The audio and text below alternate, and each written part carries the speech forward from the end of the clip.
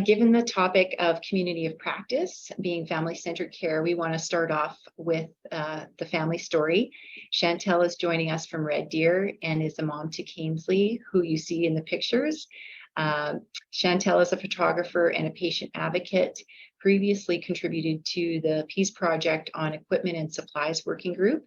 So we'll turn it over to Chantelle, and today happens to be her birthday. Happy birthday. Thank you guys. That's cute. I'm really happy to be here with everybody today, and I'm excited to share a story. I know last time I was here, a lot of the things that I provided feedback to was well received, and there was a lot of changes made. So that makes my heart really happy for not only my family, but all those other families out there. My daughter Kingsley was born at 30 weeks and 5 days. She had a few complications at birth, but nothing with any lasting effects on her. She was expected to be a typical feeder and a grower, but as her time progressed in the NICU, she continued to struggle with her feeds. She just wasn't picking it up like the doctors and nurses said that she should. But we were patient and we trusted our team. And on Christmas Day, we received a phone call that they were going to be discharging her. I was very hesitant, even shocked, because I knew she wasn't taking her full feeds at that time. But they told me that once they get to this stage, they just go, like it just is like a skyrocket kind of motion for them, and they just pick it up and they take off. So at 40 weeks and 2 days old, we finally left the hospital, and we were nervous, but we were so anxious to be home as a family. Once we got home, it was not all that I had envisioned what bringing my baby home was going to be like. We struggled. Eating became such a stressful time for not only Kingsley, but for us too. She wasn't drinking bottles like she should have been. She never woke for feeds. She was simply disinterested in eating at all. It put a lot of pressure on us. We were given instructions on discharge, like with the amounts that she should be eating, and she wasn't even eating half of that. On a rare occasion that she did drink a bottle, she would immediately vomit it up, and I knew that things weren't going well. She was becoming so weak. Her cry sounded like a weak newborn kitten. And I vividly remember calling her pediatrician's office repeatedly, daily, trying to get in to see a doctor. I took her to the emergency room on multiple occasions, and they just told us, because she had these big chubby cheeks, that she was doing well, but that's just how she was. She just had big cheeks. Public health nurses were coming to see us every few days, monitoring her weight because she was losing weight. She also wasn't having an appropriate amount of wet or dirty diapers.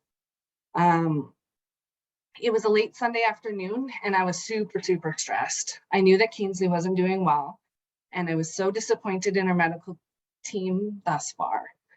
The only solution I could come up with was to take her to the big city children's hospital. I was actually in the midst of packing a bag to go to the city when my phone rang, and it was our pediatrician. He had returned from holidays, and he had told us to come directly to the Red Deer Hospital as he was admitting us. I was relieved for the phone call, but I was also hesitant to do so because we had already been dismissed so many times. But he was so wonderful with us. He told us that we needed to put an NG tube back into Cane's and put some gas in her tank so that she would have the energy to be able to drink and take some bottles.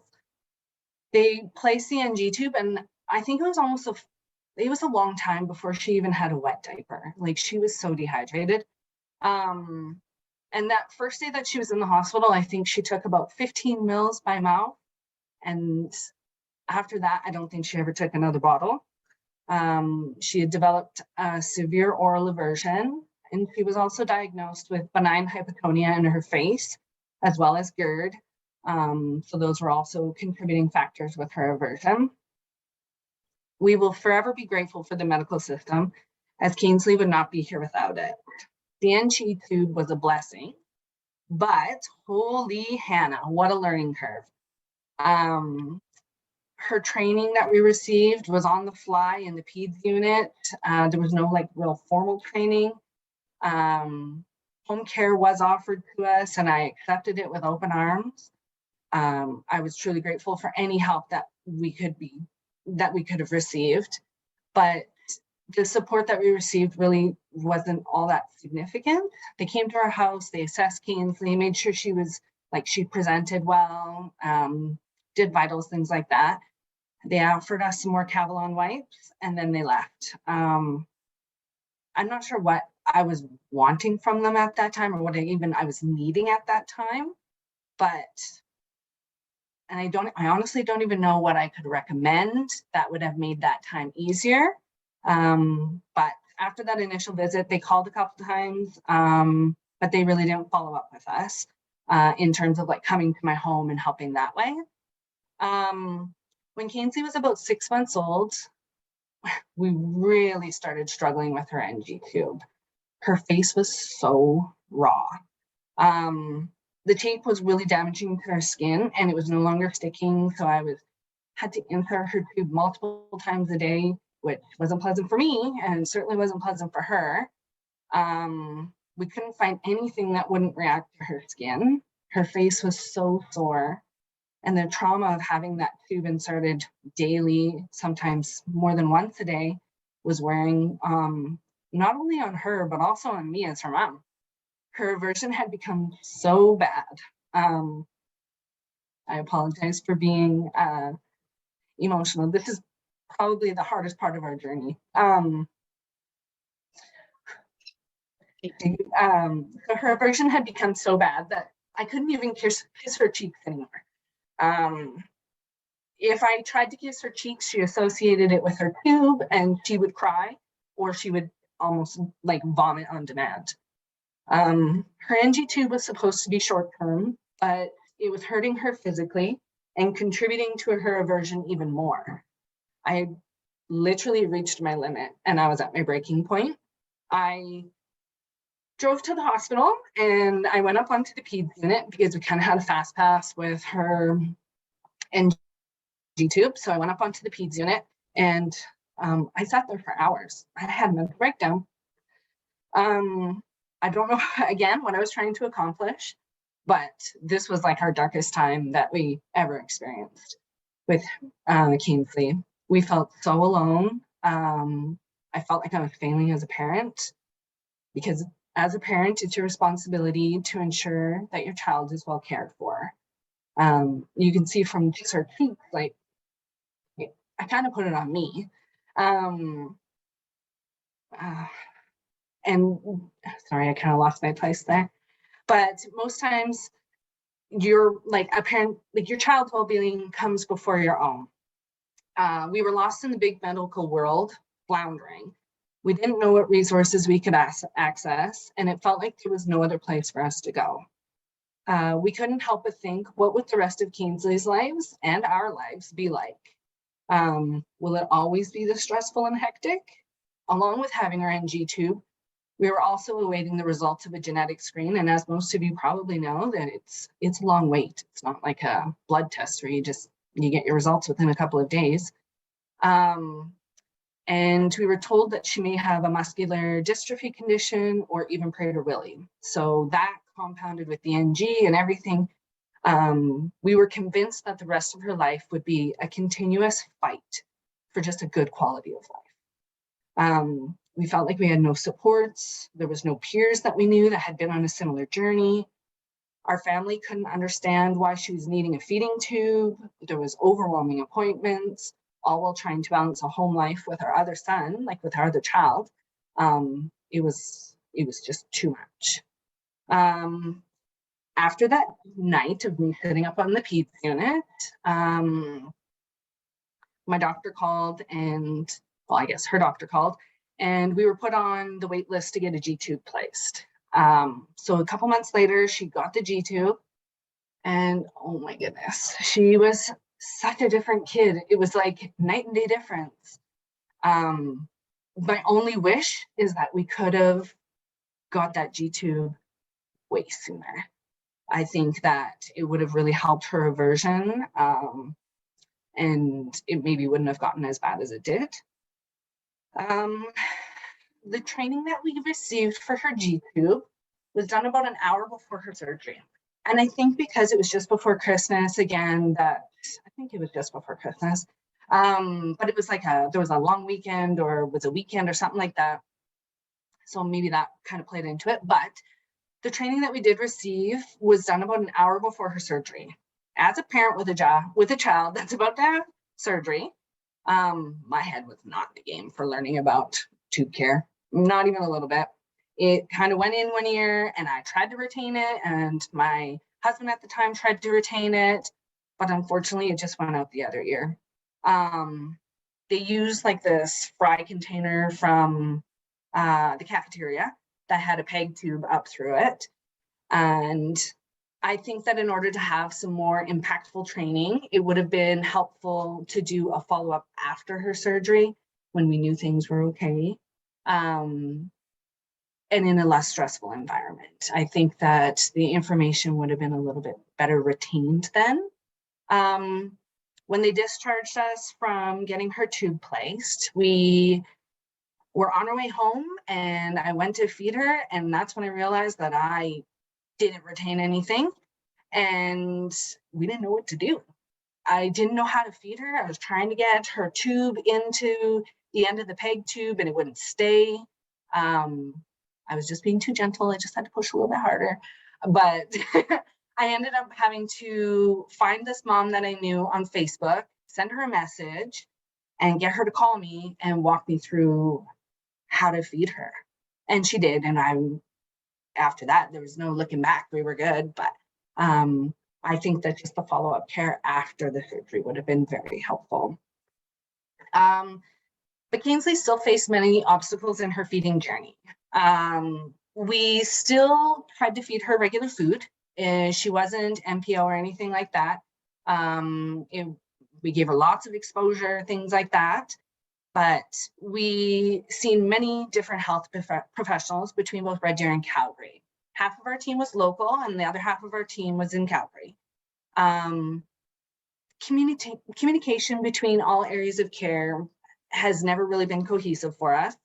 We'd often have to relay information between different clinics. For example, I would meet with our dietitian, and then I would have to relay that information to our pediatrician, or we would meet with the GI and then relay that information to the dietitian. So I absolutely love that PEDS has created forms that can be taken from appointment to appointment. This would have been so incredibly helpful for us, and also empowering. To be able to have all your child's information just right there, you feel like you're in the game, like you know what's going on. And even in those times where it's hectic or stressful, you can just relate, like just look at this information and it's right at your fingertips. So I think this would have been super handy for us to have as parents. I was also looking at the PEDS website, because the last time that we chatted was, I think there was only like 15 people present in the meeting or something like that. So this has like come so far, and I'm so proud of you guys. But I was looking at the PEDS website, and I'm taken aback by all the information on it. Like, kudos to them for creating such a wonderful resource. Knowledge empowers me. So I used to spend time cruising the internet, like hours and hours and hours, looking for information about oral aversions, tools that I could use.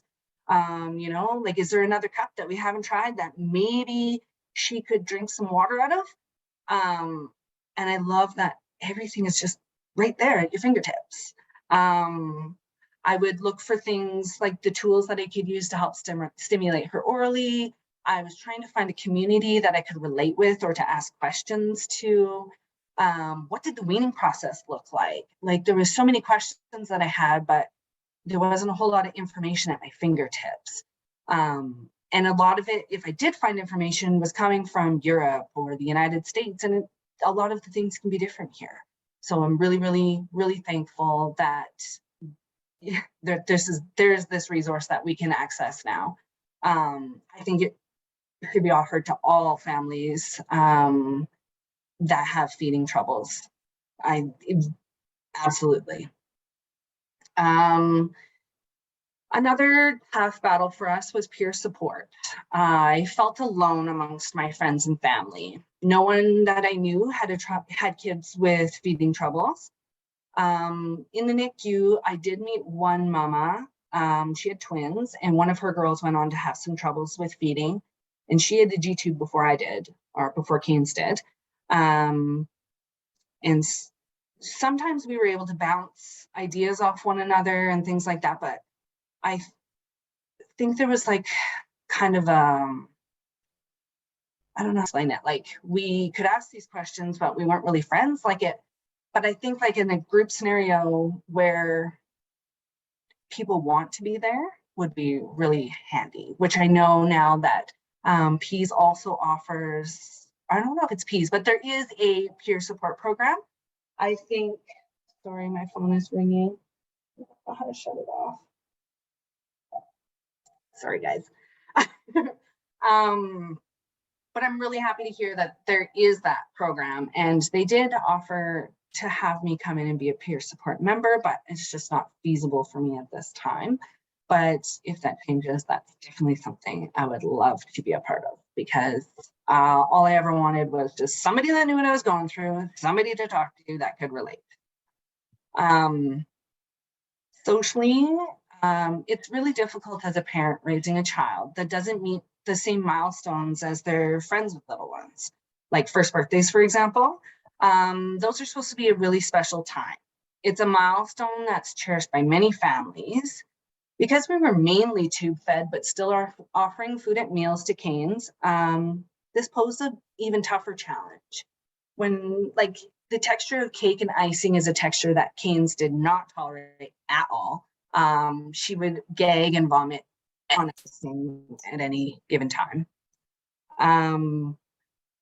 So for her first birthday, we actually decided to do donuts and fruit as Kingsley's first birthday cake. Family and friends kept asking at the party, well, where's the cake? Are we gonna have cake? Why does she not like icing? It's sweet. All kids like icing. You know, things like that. And as a parent, it's stressful, especially as a new parent to this world. It's stressful. We wanted to be able to please our guests, but we still wanted to honor our daughter and her preferences. Because after all, this really truly was her special day. As the years progressed, I did become more confident, and family and friends became more educated. So it became easier to choose non-cake related items to celebrate her first, well, to celebrate the birthdays that followed. Attending birthdays or family gatherings like Christmas was equally difficult because most of the food that's served, Kingsley tended to be aversive to. So it kind of created like a wall between us and the family and our family and our friends. We kind of felt like an outcast. We would have to pack her own food, and some people actually kind of view that as being rude, which we weren't trying to do, but it's just hard socially. You just want to be accepted. But again, as the years progressed, I became more confident, and I was happy to explain why she wouldn't eat those things or why I packed food for her. And some took it well. School friends usually were the hardest, like friends that we were acquaintances with, but didn't know our family overly well. But you just kind of grow through some thick skin by the end of it. But I do think that if there's one thing that you could offer any family to a child with special needs, would be counseling or therapy. A lot of times as parents, we put our children first and often forget that even though it's not us that has those issues, there's still trauma and grief associated with it. I don't think that in the early years, I would have recognized this on my own. I think that had it been brought up by a clinician or a doctor or whomever, it would have been really helpful. Like it took me about 6 years to realize the trauma and the grief associated with having having a kiddo with these struggles. But now that I've tackled some of these traumas and that have been associated with her journey, I'm a huge advocate. I don't necessarily think that that picture is pretty funny. And I don't necessarily think that it's something that should be offered as a free service, but even if it's mentioned that it would be recommended for all the family, including siblings, would be huge. I've always been very open about Kingsley and her feeding tube, often promoting feeding tube awareness through my social media platforms. I encouraged Kingsley from a young age to embrace her tube and to be involved in her tube care, and my friends and family have reacted so well to it. I did a project with my photography where for 365 days, I posted a picture every single day. Wasn't necessarily associated with canes, but a lot of it was. And so, but it was nice for my friends and family to gain more knowledge and insight into our day-to-day life and understand that feeding difficulties can be pretty intricate. Because of my openness and passion for feeding tube awareness, I've had many mom friends reach out to recommend me to families that they know that have been newly diagnosed with feeding difficulties, needing peer support. And again, this kind of goes back to the peer support thing. Families want to feel less isolated. They want to hear those success stories. They want to be heard. They want to know they're not alone out there. And I think it's amazing that we have that peer support program out there now. But to kind of close in on our family story, our very condensed family story, Haynes is now 8 years old, and we've recently extubated. We are so proud of Kingsley, and this will be a milestone that we will never forget, and it will forever be cherished. The one thing, if I was to provide some feedback, would be that we haven't heard from our care team in a couple of years. We were told that we could extubate at the beginning of COVID, but it was recommended that we wait and see what happens with COVID, because if she got sick, how would she handle that? Would she be able to still feed, drink, all those things? So we ended up waiting. But after that, we never heard from anybody. Nobody checked in on us, nothing like that. The only time that we were contacted was to return our infinity pump. And it was really disorganized. And they said that if we didn't return it within X number of days, we were going to be receiving a bill for the equipment. I'm happy to report that I never received a bill. And that, because I didn't even hear actually if they received the pump back when we sent it back. So, but I know that we fell through the cracks of the medical system. There's no record of our extubation or even what our current status is. I don't even know if we've been discharged from our clinics. This is a prime example of how communication has been a weak point in the medical system with us, and it still continues. The pediatrician that we originally started our journey with was so wonderful, and he followed us so closely, and absolutely wonderful man. But he passed away, and that's when we started to fall through the cracks. And same with some of our other care providers. There would be maternity leaves at some of the clinics, and there was never a successful handover. And I'm also certain that COVID has contributed to this, but that's not something that any of us could have been prepared for.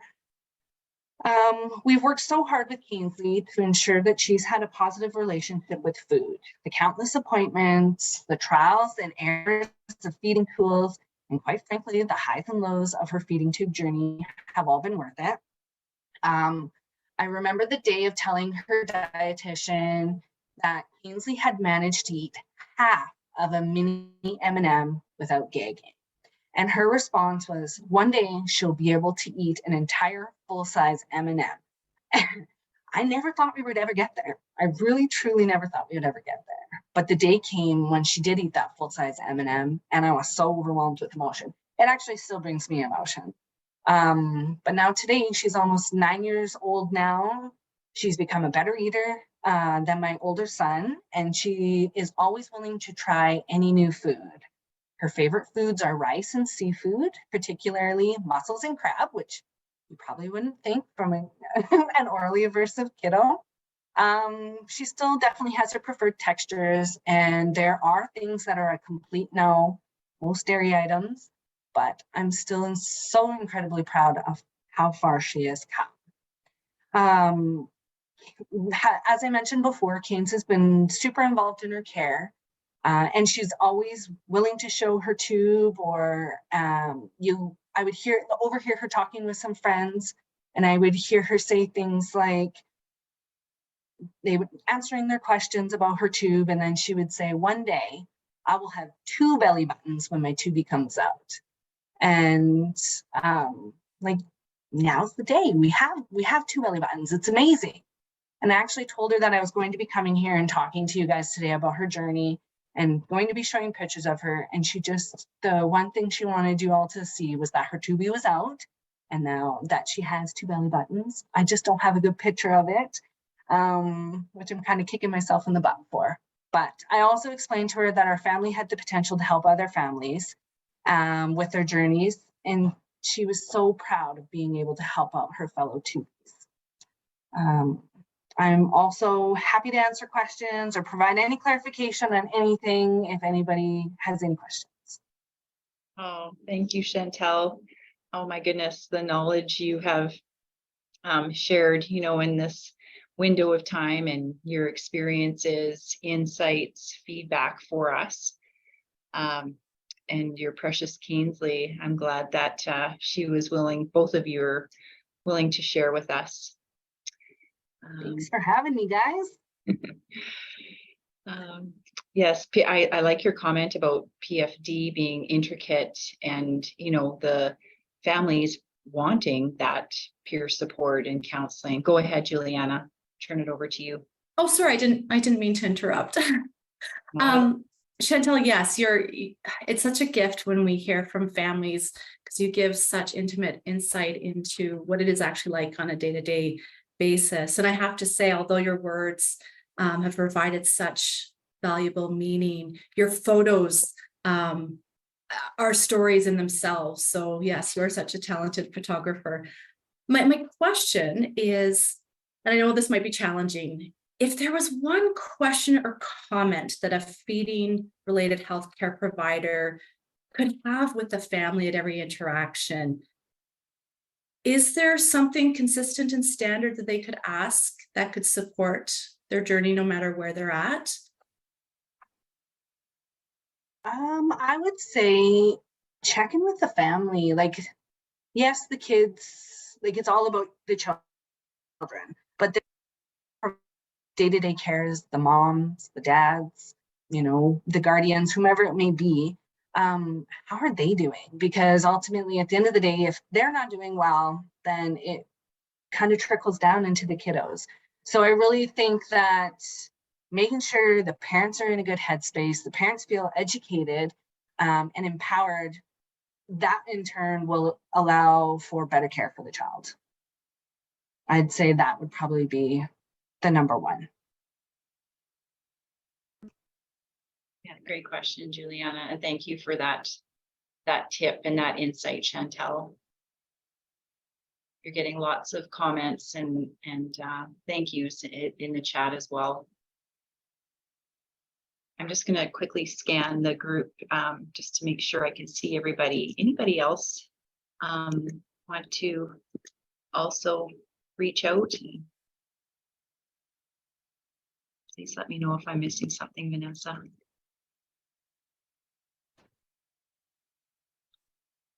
Yeah, and I would just like to make a comment, Chantelle, and thank you so much for your description of how stressful it was, and sharing that honesty about your journey.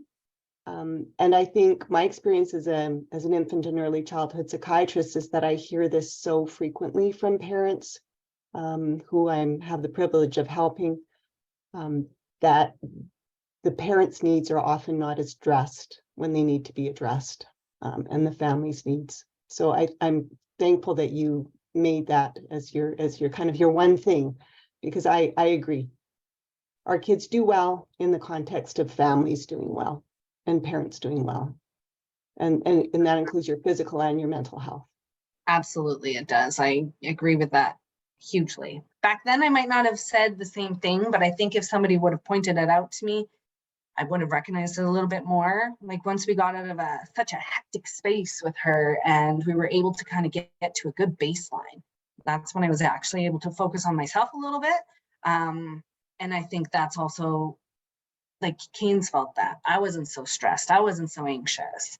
And our kids look up to us to get them through. So they feel those energies, and they need to have somebody that feels confident and is in a good headspace. Good call. Thank you for that, Dr. Hapshin. Just with you sharing with us, Chantelle, that was one of the themes that was addressed at the International PFD conference a couple weeks ago. So yeah, thank you for bringing that forward. I do see that there's a question. It says, did we ever receive any respite care? So this is another thing with Kane's, because she didn't have an official diagnosis, like some type of disorder where, like a genetic disorder or anything like that. It was really, really, really tough for us to get in with FSCD. Our pediatrician actually had multiple meetings and meetings in person. He came to a meeting with us, and then he had multiple phone meetings with our caseworker to fight like heck for us to receive respite care, to receive supports for formula, because having the benign hypotonia and the severe oral aversion were not considered enough typically to receive support. But we did end up getting respite care, I will say that. Yeah. And there is one working group in the pediatric project that's looking at how do we partner and work with partners like FSCD and navigate some of that. So yeah, again, there's many intricacies, like you pointed out. Hi, it's Christina DePerrin. I was just wondering, is there anything that we can do to help bridge that gap between other stakeholders and helping to provide that respite care? I don't work directly with PEDS children, but I am an assistant that has worked with a lot of children that are on tube feeds. I focus in on the communication aspect of it with children with more of global delays and such. But listening to your story and seeing, like, just knowing how hard it is sometimes to schedule an appointment with a family due to the feeding schedule, and how intense it can be, how stressful it is on parents. So wondering what we can do to maybe help bridge those gaps in getting the supports for our family and where we could start doing that from. I would say, yes, I agree between those times for feeding, especially with gravity bags. Not gonna lie, those things are a bugger when you need to go somewhere. To try and hang it off of whatever you can. We actually used a cane and attached it to our stroller with some medical tape, and it was quite this tight, but got us from A to B. But I do agree. I don't know. I guess it would also kind of play into what kind of appointment is it? Is it a therapy appointment? Are they going to see OT? Are they going to visit the doctor? I know, like now with Zoom, they could have some meetings over Zoom, I suppose. But it's also, again, then like this is really great and it allows us to have all these things. But as such a social bird like myself, it's not the same as an in-person meeting. So that's a really tough one to answer. And I think it's going to take some creative thinking to find something that'll work cohesively amongst all people. I'm sorry, I can't really answer it. Mm-hmm. Yeah. Well, thank you for trying. Well, thank you. I do really appreciate your insights and sharing as well, Chantelle. So if folks want to reach out to Chantelle, we will, if that's all right with you, we'll get everybody to do that. And I know Vanessa has also teed up some other updates for us. So again, thank you, Chantelle, from all of us. I do see there's a couple questions. Do you want me to answer them? in the chat. Sorry, I'm not keeping up with the chat. No, that's okay. It says, does FFCD recognize, I'm assuming PFD is 2 peds? Pediatric Feeding Disorder. Okay, so because she was able to physically swallow and all of the things, like she was able to do all these things, it's not like she was aspirating or anything like that. That's why they didn't really recognize it. And so I'm not sure if things have changed since we were receiving funding through FFCD, but that would be definitely something to look into. And then it also says, will there be a birthday cake or a donut tower for her 9th birthday? She sometimes will eat ice cream cake as long as it's not melted. As soon as it melts, it's game over. So I'm assuming that's what she will choose, or donuts. Popcorn balls are also a big hit. So it's hard to say Chantelle, for and sure. I think Vanessa's also put a contact information in the chat. So applause from all of us. Thank you kindly. Thank you for having me, and I hope the rest of your meeting goes well. The questions, it's fantastic. And Vanessa's noting here that PFD is a new diagnostic code.